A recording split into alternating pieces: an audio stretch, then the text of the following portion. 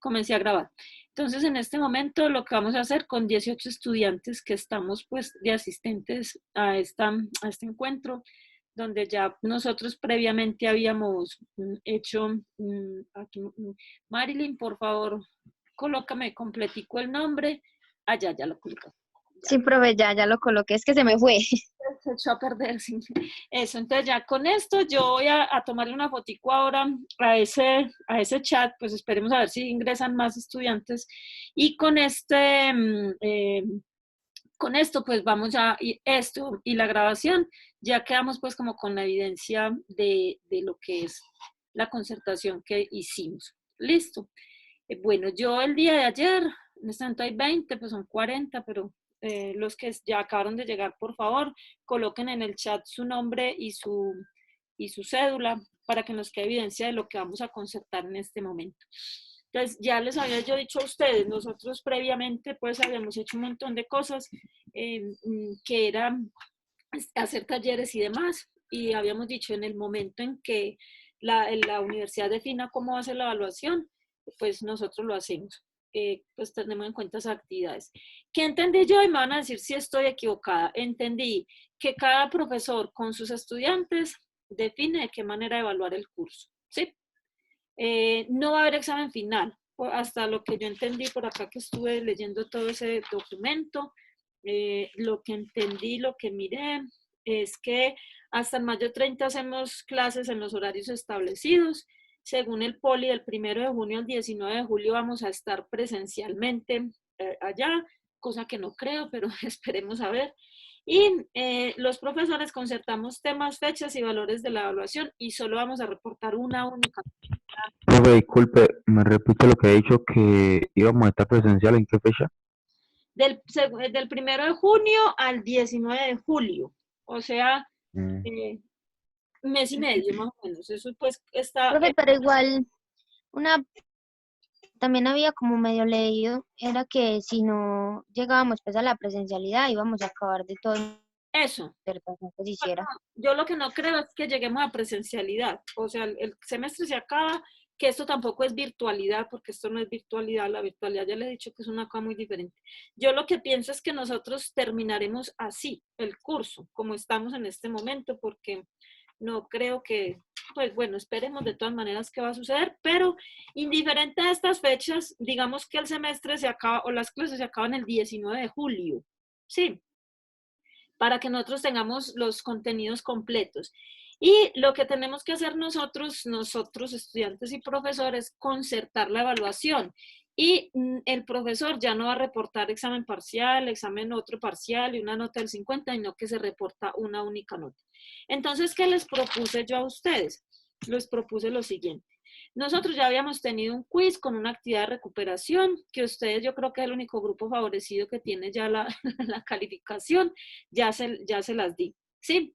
Esa es la primera nota. La segunda nota fue el taller que ustedes me enviaron hace 8 días, o sea, ustedes enviaron un taller de estadística descriptiva donde ustedes me entregaron 5 ejercicios que ya los tengo pues en mi correo.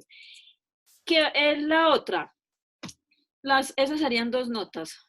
Nos faltan otras 3, que tenemos una, que sería para el 31 de mayo, el trabajo práctico que habíamos dejado en clase. O sea, había un trabajito donde ustedes iban a escoger un tema, etcétera, etcétera, es en grupos, y ustedes me lo van a enviar el 31 de mayo. ¿Listo? Ese es el que sigue, está pendiente.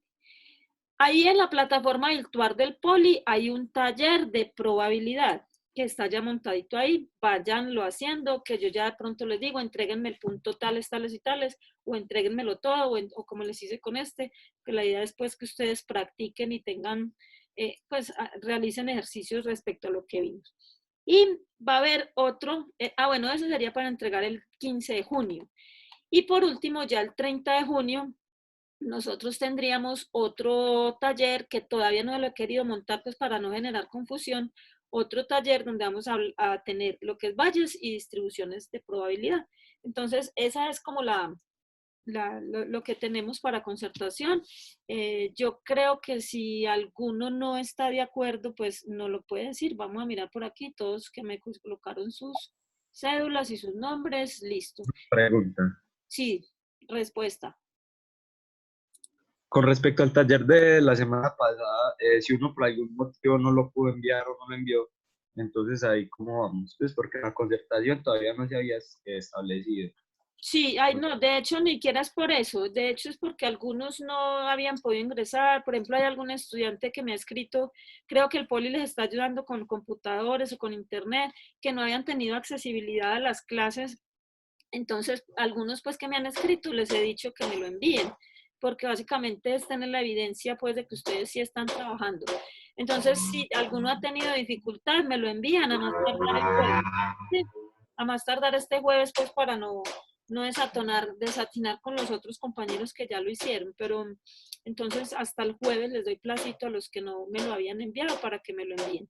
Y ya sigan, ya me imagino pues que entre todos, como es un trabajo en grupo, vayan haciendo el que tenemos para entregar el 31 de mayo. Sí. Listo, muchas gracias. Listo. Y pues yo no sé, yo pienso que si la universidad exige de pronto un examen o algo, pues si ya va a haber, ¿cómo se llama? Si ya va a haber presencialidad, pues hacemos uno, pero ya esta es la concertación, son estos 5. ¿Me puede volver a repetir lo que acabo de mencionar? Acabo de mencionar que las personas que no lograron entregar el taller de la semana pasada, me lo pueden entregar máximo el jueves. Ese taller es el de estadística descriptiva que está en la plataforma del Poli Virtual, que son 5 puntos que ustedes me tienen que entregar, que ya pues la mayoría lo hizo. Ustedes son uno de los grupos más juiciositos que ha tenido la oportunidad de tener como todo. Bueno, con mucho gusto. Muy bien, entonces, no sé, si no hay ninguna otra observación o si no hay ninguna otra, podemos dar pues como por concertada la evaluación con esas 5 actividades y que adicional a eso, como el Poli dice que lo máximo que uno puede hacer es el 20% por actividad. Nosotros solamente teníamos una actividad hecha hasta el momento en que ocurrió esta situación. Entonces yo pienso que sería promediar, o sea, lo que hacemos. Las 5 calificaciones se promedia y se da una única nota. Esa sería la nota del curso. Yo voy a empezar a calificar los que ya me enviaron y les voy a ir dando, pues les voy a ir entregando las notas que tienen. ¿Les parece? Entonces quedamos concertados. Con 20 estudiantes que aquí hacemos la concertación. Sí, profe, y la nota del primer quiz que pues tú nos dice cuánto sacamos, pero no sabemos bien cuánto quedó, porque sí, usted nos dijo que la unidad, pero no sabemos si en el trabajo que entregamos, si nos da para la unidad o 0,5, Sí, entonces... no, es que a todos, por solamente el hecho de haber entregado el taller, ya les pongo la unidad. Ah, listo, O profe. sea, no es máximo una unidad, sino la entrega ya te hace acreedora a esa unidad. Solo puedes haberlo entregado. Sí. Listo, profe, gracias. Con todo gusto. Entonces ya los otros sí los voy a revisar, los que hay de aquí en adelante sí los reviso y los entrego y algún día les haré la retroalimentación. No, mentiras, yo voy mirando en qué, cuando uno revisa todo eso, va viendo en qué están ustedes fallando y ahí reforzamos. ¿Listo? Bueno, entonces, Profe, una pregunta. dime. Pues como yo no había podido estar en alguna de las sesiones pasadas, esa unidad que usted nos da por el taller que habíamos hecho, eso se lo sumamos a lo que sacamos en el quiz, ¿cierto? Exactamente, y para responder al que me están preguntando, pues si vos sacaste 4 y entregaste el taller, te pongo 5. Y si de pronto sacaste 4,8 y entregaste el taller, esa unidad te la tengo en cuenta para lo otro que sigue, pues en otra actividad, donde no te vaya tan bien. Mejor dicho, la unidad está ahí, se le coloca en cualquiera. Entonces saqué 2,8, me suben una unidad porque entregué el taller, entonces quedo en 3,8. Sí, todos. De hecho, yo tengo las calificaciones por aquí. Vamos a ver, miremos a ver si las veo por acá. A ver, un estudiante aquí. Por ejemplo, hay uno que sacó 1,6. Entregó el taller, le quedó en 2,6. ¿Sí? Otro sacó 4,1. Entregó el taller, le quedó en 5. Y esa décima se la pongo en otro, ¿cómo se llama? En otro taller de estos que entregaron, porque eso es de ustedes. Yo para qué me voy a quedar con eso. Entonces yo se las entrego. ¿Listo? O sea que ya quedamos concertados. Profe, y hablando de los porcentajes, ¿cómo? No hay porcentaje por lo que le estoy diciendo. Como lo máximo son 20%.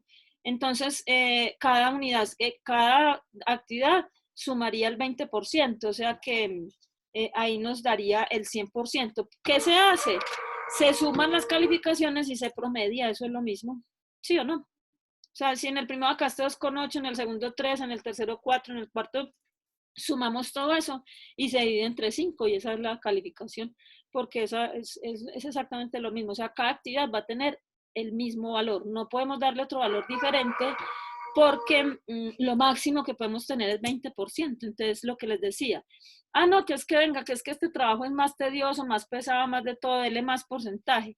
Si hacemos eso, nos toca adicionar otras actividades porque tendríamos que darle el 20% a ese trabajo, poner otra actividad más para que queden de 10 y 10, o sea, que nos den 100, que no hay forma. No sé si me hago entender. Sí. ¿Todo Sí, bien? profe, Profe, queda claro. Sí. Me voy a esconder un profe, momentico mientras saco la presentación, díganme. y para saber pues las notas que vamos obteniendo, usted nos haría devolución, ¿cierto? Pues por el correo o por acá. Algún día. Ustedes saben que sí, yo les De la hago. nota, de la nota. Sí, por eso las calificaciones, algún día yo se las hago, pero ese algún día pues yo tengo que hacer, ustedes tienen derecho a conocer cómo van y cómo está la situación, ¿sí? Entonces yo voy a ir calificando y les voy a ir entregando a ustedes pues como esas calificaciones. Pues yo pienso que vamos bien, ustedes están trabajando bastante y están muy activos, están preguntando mucho, yo soy la que me demoro para contestarles. Entonces ahí nos vamos yendo, ¿listo? Estamos, bueno, estamos. Profe, gracias. Bueno, entonces ya nosotros, una vez culminada pues esta parte que era muy importante, esta partecita pues era muy importante de tener nosotros presente la concertación de la evaluación. Entonces ya vamos a continuar. Entonces vamos a recordar lo siguiente. Nosotros veníamos trabajando, yo sé que ustedes están un poquito atareados, pero vámonos despacio, vámonos con buena letra. Habíamos terminado en la clase pasada, nosotros ya vimos todos los conceptos de probabilidad, vimos todo el teorema de Bayes y ahí cerramos, digamos que la parte cualitativa. O sea, nosotros empezamos a mirar que la probabilidad en la parte cuantitativa se trabaja de manera diferente. ¿Cómo de manera diferente? Pues que ya no tenemos la necesidad de tener casos favorables sobre casos posibles, que es el concepto de probabilidad pues clásico como tal, sino que vamos a utilizar una función matemática. Esa función matemática nos va a permitir a nosotros que encontrar esa probabilidad. Entonces, voy a compartir nuevamente con ustedes. Ay, no, permítanme.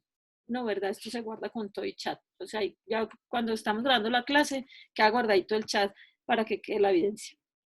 Permítanme compartir con ustedes entonces es la presentación donde estábamos mirando que la parte más importante de todo lo que estamos viendo, me voy a esconder otra vez porque es que yo viéndome a mí no me gusta.